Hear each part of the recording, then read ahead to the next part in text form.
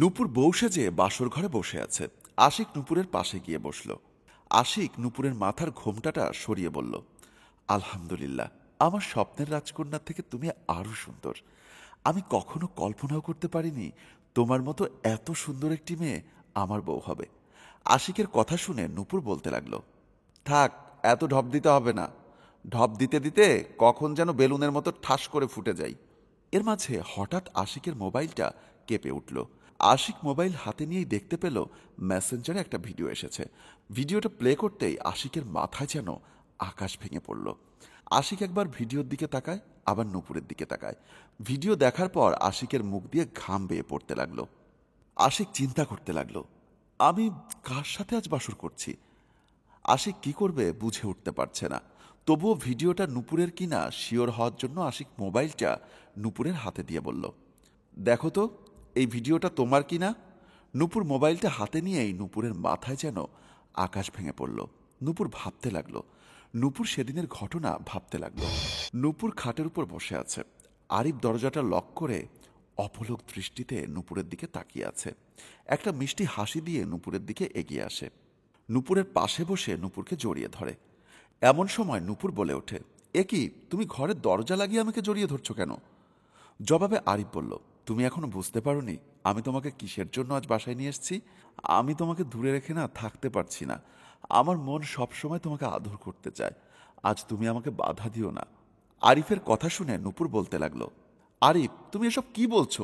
বিয়ের আগে এটা কখনোই সম্ভব না। যা কিছু হবে আমাদের বিয়ের পর। জবাবে আরিফ বলল, আরে বাবা, বিয়ে তো আমি তোমাকেই করব। আমাদের বিয়ে করতে এখনো অনেক দেরি আছে। আমি তোমাকে দূরে রেখে থাকতে পারছি না। আমার ইচ্ছা করছে তোমাকে আদর করতে। এই কথা বলেই নূপুরকে জড়িয়ে ধরল। নূপুরও আর আরিফকে বাধা দিল না। নূপুর সেদিনের কথা ভেবে চোখের পানি ছেড়ে দিল। বুঝতে পারল আরিফ সেই দিনের ঘটনাটি গোপনে ভিডিও করে রেখেছে। নূপুর কি করবে বুঝে উঠতে পারছে না। তবুও আশিককে বলতে লাগলো, প্রত্যেকটা মানুষের জীবনেই কোনো না কোনো দুর্ঘটনা ঘটে। আমার জীবনেও ঠিক এমন একটা দুর্ঘটনা ঘটে গেছে। আরিফ আমাকে বিয়ে করার প্রতিশ্রুতি দিয়ে আমাকে ব্যবহার করেছে। সেটার আবার গোপনে ভিডিও ধারণ করে তোমাকে পাঠিয়েছে। আমি তো বিশ্বাস করে আরিফকে সবকিছু দিয়েছিলাম। আরিফ আমাকে ঠকিয়েছে। আমি তোমাকে বিয়ে করেছি, সারা জীবন তোমার সংসারে থাকতে চাই। দয়া করে আমাকে তোমার সংসারে একটু ঠাঁই দাও। নূপুরের কথা শুনে আশিক বলতে লাগলো, কি বললি? তোর মতো একটা নষ্টা মেয়েকে আমার বাড়িতে রাখবো? আমি তোকে বিয়ে করেছিলাম, ভেবেছিলাম তুই একজন সতী সাবিত্রী। এখন দেখছি তুই একটা নষ্টা মেয়ে। নিজের সতীত্ব ধরে রাখতে পারিসনি, পরপুরুষের কাছে বিলিয়ে দিয়েছিস। আরে, যেই মেয়ে বিয়ের আগে নিজের সতীত্ব পরপুরুষের কাছে বিলিয়ে দেয়, আমার সংসারে থেকে তুই যে অন্য কোনো পুরুষকে তোর শরীর ভোগ করার জন্য দিবি না, তার কি গ্যারান্টি আছে? এই ভিডিওটা এখন ভাইরাল হয়ে গেছে। কাল সকালে যখন বাসা থেকে বের হব, সবাই তখন আমাকে বলবে, দেখ দেখ, আশিক যাচ্ছে। আশিকের বউয়ের গোপন ভিডিও আমরা দেখেছি। কোথায় থাকবে আমার মান সম্মান? আরে, তুমি একটা মেয়ে মানুষ হয়ে কি একটা বারও তোমার ফ্যামিলির কথা চিন্তা করলে না? কাল যখন তোমার বাবা মায়ের মুখের উপরে মানুষ বলবে জন্ম দিয়েছে একটা নষ্টা মেয়ে, তখন তোমার মা বাবা কিভাবে তাদেরকে মুখ দেখাবে? আত্মহত্যা করা ছাড়া তাদের কোনো উপায় থাকবে না।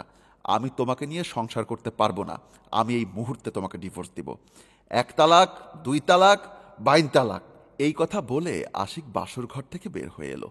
নূপুর অসহায়ের মতো বাসর ঘরে বউ সেজে বসে রইল। একটি মেয়ের বাসর ঘরেই তালাক হয়ে গেল। নূপুর কি স্বাভাবিকভাবে জীবন পার করতে পারবে, নাকি বাস্তবতার কাছে হার মেনে এই পৃথিবীর মায়া ত্যাগ করে চলে যাবে? জানি না নূপুরের ভবিষ্যৎ কি হবে। আমাদের সমাজে এমন অহরহ ঘটনা ঘটে। তাই প্রত্যেকটা বোনকে অনুরোধ করে বলছি, তোমার ভালোবাসার মানুষটিকে বিশ্বাস করার আগে একবার ভেবে দেখো, তোমার জীবনেও ঘটে যেতে পারে এমন ঘটনা।